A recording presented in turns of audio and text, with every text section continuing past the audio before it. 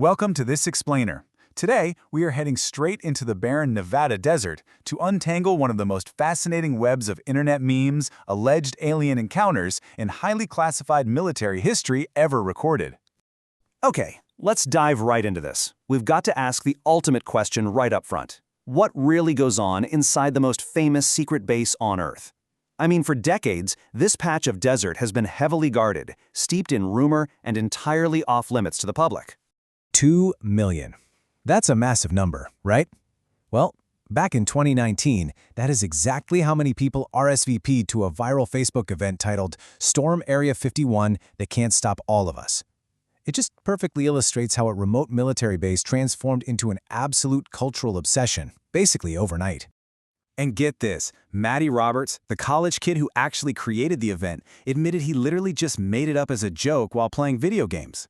But what started as a late-night internet prank rapidly escalated into a bona fide national security concern, complete with a morning visit from the FBI. The whole premise of the event was wonderfully absurd. The memes pitted Naruto runners, people doing that leaned-forward anime sprint to allegedly dodge bullets, against the highly trained, deadly serious, and heavily armed reality of the Area 51 perimeter. But to really understand why millions of people were willing to joke about storming a heavily guarded military facility, we have to look back at history. Section 1. The 1947 UFO craze and the Roswell mystery. Let's move to the timeline and see how this builds. We're jumping from that 2019 viral event right back to where this whole alien obsession truly began, the summer of 1947. In June of that year, pilot Kenneth Arnold reported seeing 9 shining objects flying at just incredible speeds.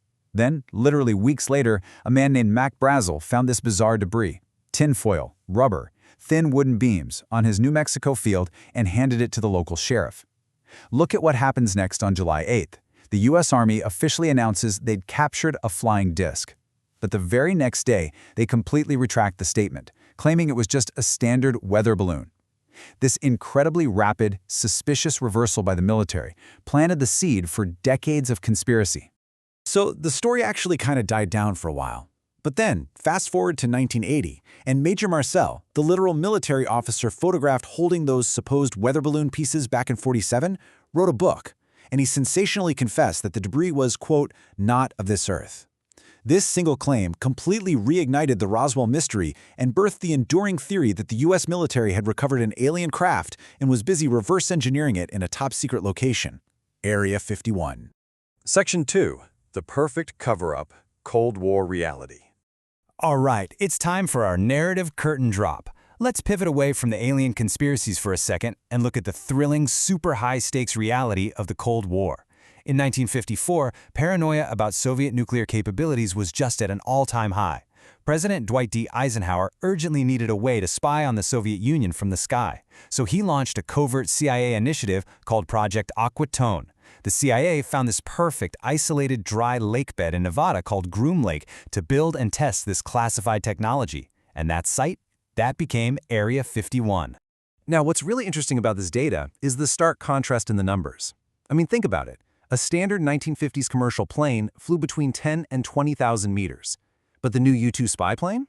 It flew at a staggering 21,000 meters. And later, the SR-71 Blackbird totally shattered records, flying at 26,000 meters with a max speed of 3,400 kilometers per hour.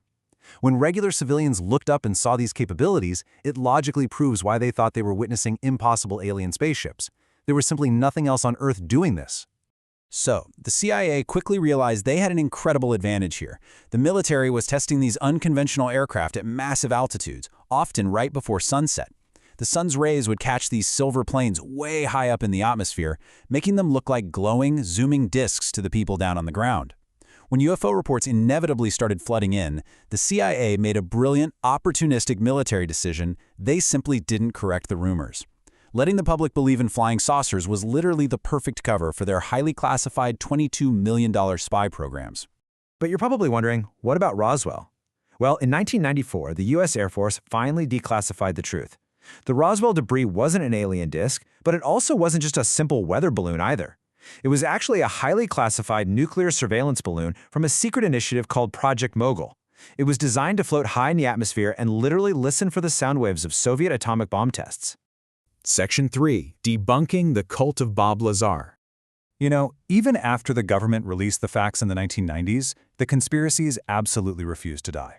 In fact, they found a whole new life, largely popularized by figures who went on major platforms, like Bob Lazar on Joe Rogan's podcast, claiming incredible insider knowledge.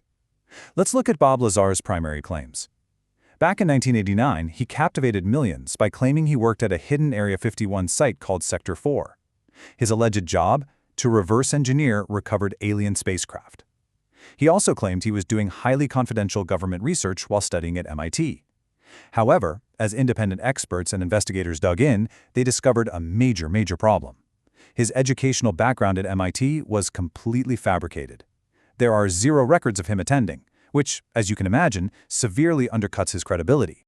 And science eventually caught up to his fiction, too. Lazar famously claimed these alien ships were powered by a mysterious substance called Element 115, which supposedly generated its own anti-gravitational field. Well, in 2003, Russian scientists actually synthesized Element 115 in a lab. It's now officially called Moscovium, and guess what? It does not produce an anti-gravitational field. The physics simply didn't match the story. Section 4. Declassification and the Modern Pivot. We are now moving into the modern era, which is a time where government transparency is slowly but surely starting to replace those long Cold War shadows. Under intense pressure from the Freedom of Information Act, the walls of secrecy finally began to come down. Look at these milestones. In 2013, the CIA officially acknowledged Area 51's existence and exact location in the Mojave Desert for the very first time. Then, in 2017, they declassified millions of pages of documents online, followed by thousands more UFO-related documents in 2021. It put the base on the map, literally. But unfortunately for the theorists out there, these document dumps were completely devoid of any alien spaceships, heavily disappointing the UFO hunters. And this brilliantly illustrates how the government is changing the conversation today. Think about the acronym UFO, Unidentified Flying Object. For decades, that term has been inextricably tied to pop culture and alien conspiracies. So the government made a very deliberate language shift. The modern military term is now UAP, Unidentified Aerial Phenomena. It's totally designed to remove the stigma of aliens from what is actually a very real issue, unknown objects operating in our airspace. Because the truth is, military pilots are still seeing things up there that they just cannot explain. In 2020, the Pentagon officially released previously leaked videos of these encounters and acknowledged they had sensor data they couldn't identify. But rather than hiding it like they did in the 1950s, in August 2020, they openly created a UAP task force. Their goal isn't to look for extraterrestrials, right? It's to detect and catalog unknown aerial infrastructure that could belong to foreign adversaries, treating these encounters as extremely serious national security matters. So the absolutely crucial point to take away is this. Area 51 was never about hiding aliens. It was about protecting revolutionary aerospace technology during a time of extreme global peril. But, it leaves us with this final thrilling question to ponder. If the glowing impossible UFOs of the 1950s and 60s were actually just classified American spy planes, what top-secret next-generation technology from governments around the world is flying unidentified above us right now? Thanks for joining me on this explainer, and definitely keep your eyes on the skies.